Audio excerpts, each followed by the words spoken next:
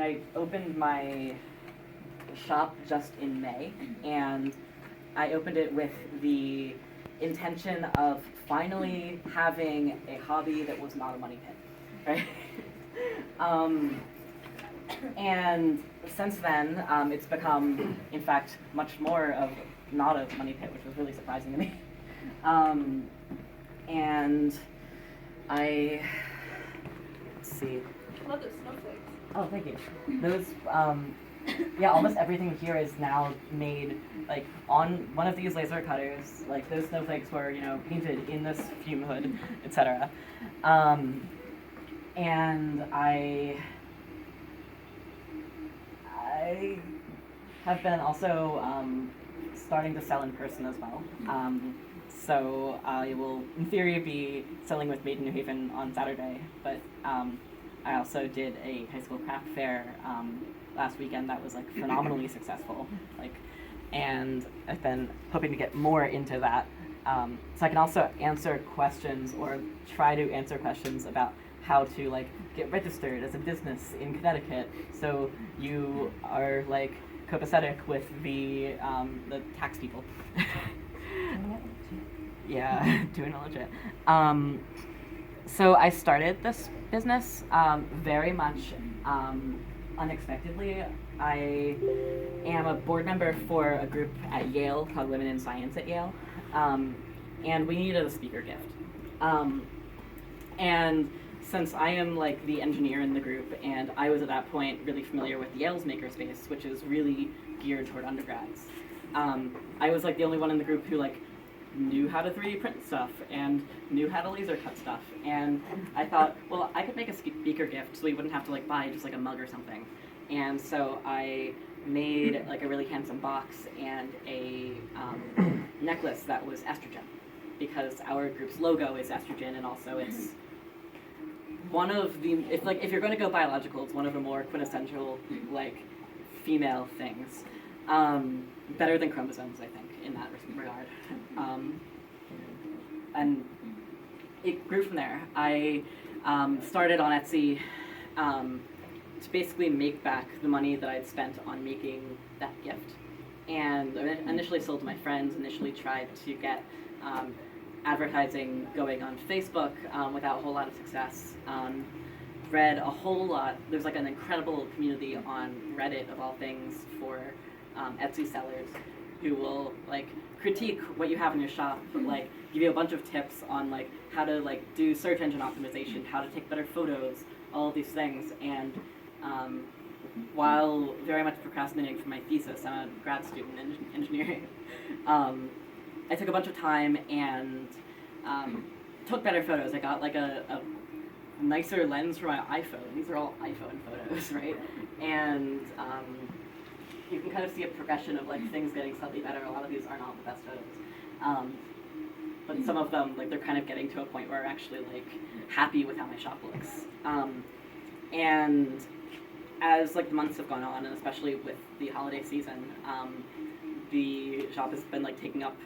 It's been taking up more of my time, but also has been all of a sudden making a significant chunk of money. So that's really positive, and I'm happy to answer questions about kind of how to, I think,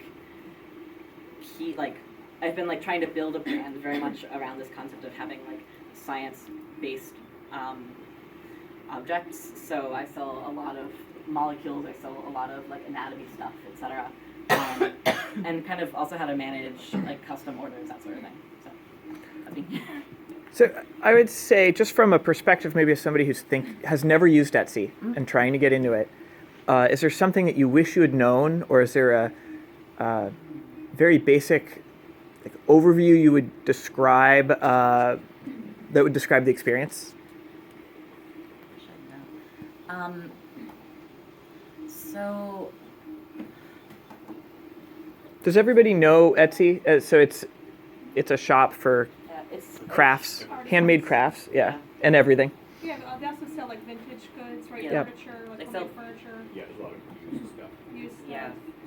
I think I would have liked to know how much, I guess two things. First, how much time it takes per listing you're making, So if it ends up taking a lot of time if you are selling like vintage things where everything's a unique listing and you have to take all that time to like take unique pictures and make a unique description and like do the optimization to get it found in the search engines.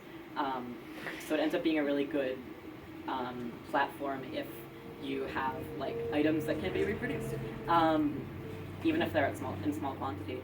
It's also a website that thrives off of having a lot of different items, which is those really work at cross purposes.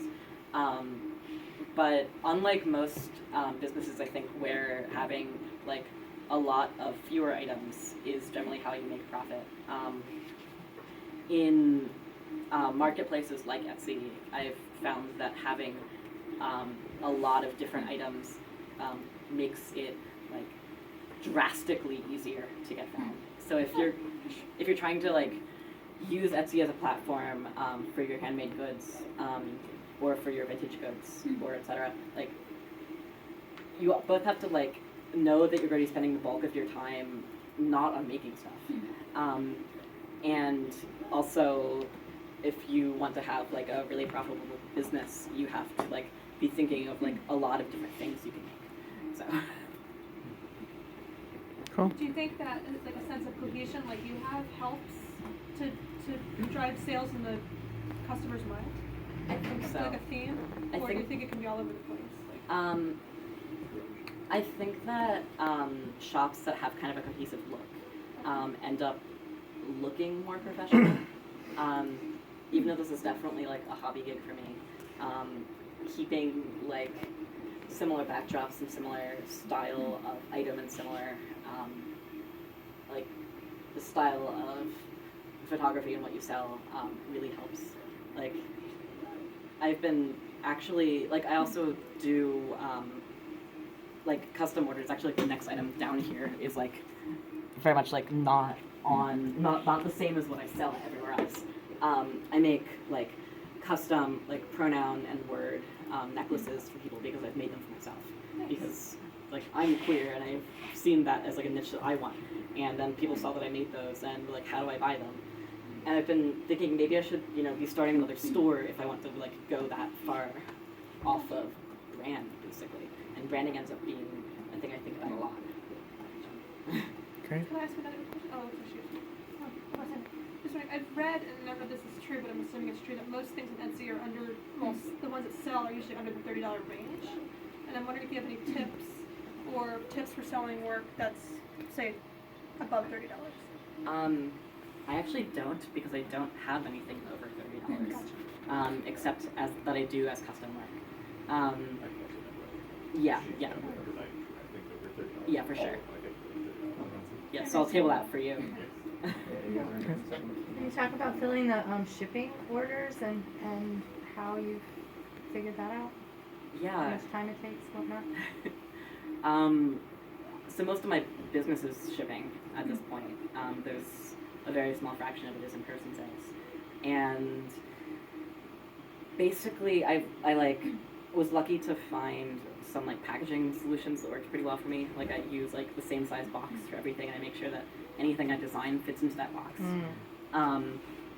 And I use, for most people order like 1 or 2 items and I have like a mailer that fits 1 or 2 boxes. And then like keep on hand like a couple of like odd sizes of like different boxes in case someone like puts like larger order out, which I've only had to like deal with now that it's gone to the holiday season. As for keeping, like I try to keep a lot of stock on hand so I can just kind of put things together in a few minutes and ship them. Having like a printer or like access to printing really helps. People, especially when you get to like larger volume sales, will recommend that you get like a label printer. Like Dymo makes an amazing label printer, but it's a few $100s, so you really have to get to a point where it's worth it. Does Etsy have tools like it formats Yes. the buyer's stuff into a label? Yes, very automatically. And not logged in here, but Yeah. they have like a whole section for just shipping labels that does it. You can like fill in, you can pre-fill everything as you make the listing, and then it'll fill in, like, it'll do its best to calculate weights and size of package needed based on what the person has ordered, and they'll fill in their address and everything. So it's really just point and click. It gets pretty haywire if people try to make larger orders, if you don't have things like built in. So maybe we can come back to questions for you. Let's switch and